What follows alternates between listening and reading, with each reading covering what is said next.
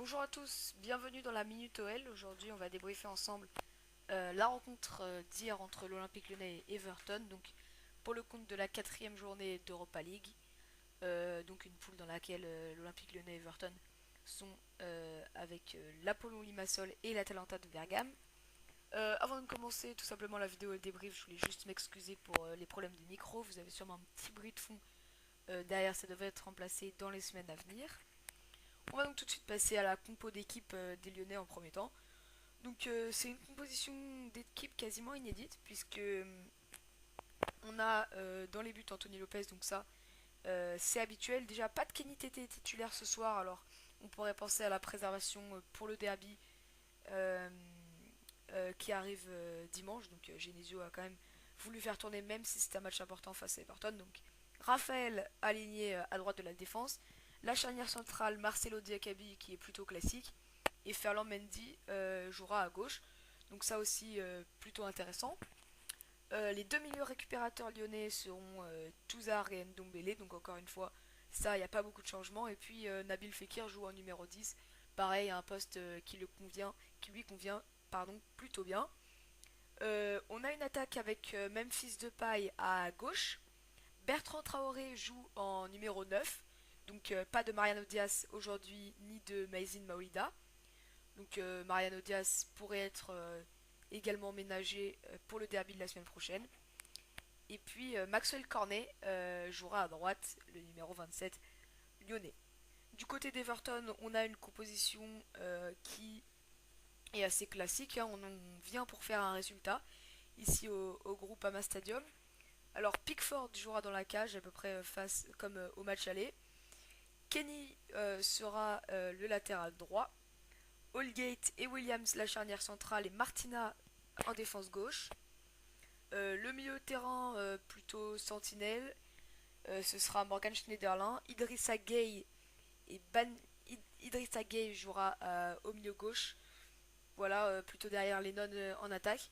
Et puis Baningim jouera non, à gauche. Et donc c'est Idrissa Gueye à droite.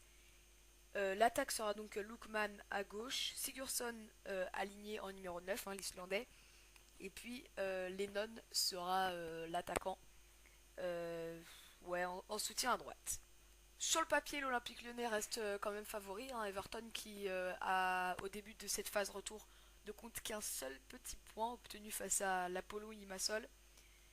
Le reste, bah, c'est des défaites, hein, face à Bergame et puis face à l'Olympique Lyonnais il y a 2 semaines. Voilà, Everton qui est pas dans une bonne passe. On a quand même un recrutement qui a été intéressant. Bon, il y a eu Wayne Rooney qui joue pas beaucoup, il commence à se faire vieux Wayne Rooney, mais voilà, il y a quand même Schneiderlin, il y a quand même Sigurdsson. Ça reste un recrutement intéressant pour Everton malgré ça. Bah, c'est une équipe qui n'arrive pas à développer, qui a encore perdu le week-end dernier face à Leicester et qui est 18ème en première ligue, donc c'est un petit peu compliqué en ce moment pour Everton, alors qu'on voit l'Olympique Lyonnais qui reste sur une bonne série, hein, 4 victoires de suite, avec la victoire arrachée face à Monaco, la victoire donc face à Everton, celle face à 3, l'impressionnant 5-0, et puis le 2-0 face à Metz. Aujourd'hui, l'Olympique Lyonnais donc se présente en position de favori. Il va falloir l'assumer, c'est pas forcément facile. Et donc on a une première mi-temps où les deux équipes, on va dire plutôt, voilà, se cherchent un peu, hein. C'est vrai que l'OL a quelques occasions, mais Everton a quelques occasions, mais on voit que l'OL domine dans la possession. Il y a plus d'occasions franches. On voit notamment une frappe de Fekir. Voilà, ça reste quand même une équipe qui est compétitive et voilà, qui vient gagner, enfin qui veut gagner à domicile, qui se ménage pas avant le derby, c'est plutôt la bonne nouvelle. Mais voilà, l'OL n'arrive pas à trouver le chemin défilé. Il y a des tentatives, il y a un coup franc de Memphis notamment. On a quand même des occasions côté lyonnais, malheureusement on n'arrive pas à conclure. Il y a Raphaël qui fait un très très bon boulot sur le côté droit. C'est ça que j'ai trouvé intéressant dans cette rencontre et puis que je trouve intéressant sur d'autres rencontres. Et puis on a quand même un fait de jeu. Et ce fait de jeu, c'est le défenseur gauche d'Everton, Martina, qui après un choc avec Cornet reste au sol inconscient. Et c'est quand même une image que je n'aime pas voir dans le foot. Et c'est pas parce que je suis pour l'Olympique Lyonnais ou quelque chose comme ça, mais j'ai vu une image que j'ai encore moins aimée que cette chute. Parce que franchement, Maxwell Cornet n'y est pour rien. Il va vraiment pas dans. Il a pas l'idée d'aller faire mal. Il va juste chercher le ballon. Ce choc, il est vraiment hasardeux. Mais après cet incident, donc on a quand même 7 minutes de temps additionnel. On voit pas grand chose dans ces 7 minutes, à part une frappe de Bertrand Traoré sortie par le gardien. Et puis une occasion quand même pour Everton avec une frappe qui est sortie par Lopez, mais on avait Diakabi qui arrivait juste derrière. Donc voilà, Everton qui a quand même pu apporter le danger en première mi-temps, qui fait jeu égal avec l'OL plus ou moins, en tout cas dans le score et dans le résultat à la mi-temps. 0-0, on voit quand même des occasions, mais un match décevant de la part des deux équipes. Et on attend quand même d'avoir beaucoup mieux, d'avoir beaucoup plus, notamment de la part des Lyonnais, en deuxième mi-temps. Deuxième mi-temps, on sent un réveil, même si voilà, on n'arrive toujours pas à marquer. On voit notamment Fekir qui est accroché dans la surface, l'arbitre ne dit rien. Est-ce qu'il y avait penalty À mes yeux, non, il n'y avait pas grand-chose. Je pense que Nabil en rajoute un petit peu et on voit bien sur le ralenti qu'il n'y a pas faute et qu'il y a le ballon qui joue en premier. Les joueurs d'Everton essayent aussi, on a des frappes, notamment celle de Schneiderlin, non de Sigurdsson pardon, qui passe pas tout près de la cage non plus, mais voilà, plutôt pas loin à côté. Et puis après, un compte favorable pour Cornet qui sert Bertrand Traoré. Bertrand Traoré qui efface le gardien et qui, depuis ouais, l'extérieur de la surface, du plat du pied, met le ballon au fond des filets. Et puis bah, au passage, soutien à Bertrand Traoré qui a perdu son oncle dans la semaine, d'où sa célébration euh, après son but face à Everton. Donc l'OL déroule après ce but à la 68e de Traoré. Il y a quand même des occasions qui viennent avec ce corner, une tête de Diakabi qui s'élève, mais ça ne change rien. Mariano Diaz qui est entré juste à la place de Bertrand Traoré n'a pas pu en faire grand chose. On a une frappe aussi de Maxwell Cornet qui cherche lui aussi, aimerait bien marquer son but. Il n'a pas marqué depuis le début de cette saison, il est un petit peu en embuscade. Everton essaye de revenir aussi, mais cette action qui touche la barre est vraisemblablement sortie sur la remise de la tête. Donc encore une fois, pas de danger. Jusqu'au deuxième but de l'OL, il est signé Oussem Aouar, le tout jeune Oussem Aouar du centre de formation. Personnellement, c'est un joueur que j'adore, qui est très prometteur aussi, donc à lui de devenir un grand. C'est ce qu'il est en train de devenir. Et puis quand même, on peut saluer la belle finition d'Oussem Aouar, qui l'a dit en interview, il est parfaitement servi. Et là, il vient déposer Pickford et mettre ce ballon dans le petit filet. Elle a quand même fait preuve d'une très belle lucidité, d'une très bonne lucidité. Et moi, je mettrais quand même un petit coup de chapeau à la passe décisive de Memphis Depay. Parce que on le voit dans. Il récupère ce ballon et on le voit dans la posture où il est. Il est à l'extérieur de la surface. Il a quand même un bon angle de frappe. Donc c'est frapper, c'est pas ce qu'il fallait faire. Il l'a pas fait, c'est super.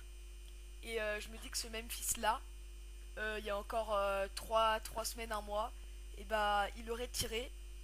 C'est vrai qu'on avait parlé après Metz de certaines individualités dans l'attaque de l'OL, surtout avec Mariano Diaz qui s'est excusé, Memphis qui a été critiqué. Là, son match, il a été franchement, il n'y avait rien à dire. Moi, si je devais noter Memphis sur son match, sur 10, 7, c'est vrai qu'il fait un très bon match et là il sert parfaitement Oussem Aouar et il a cette vista qu'on lui reprochait de ne pas avoir il y a quelques semaines encore.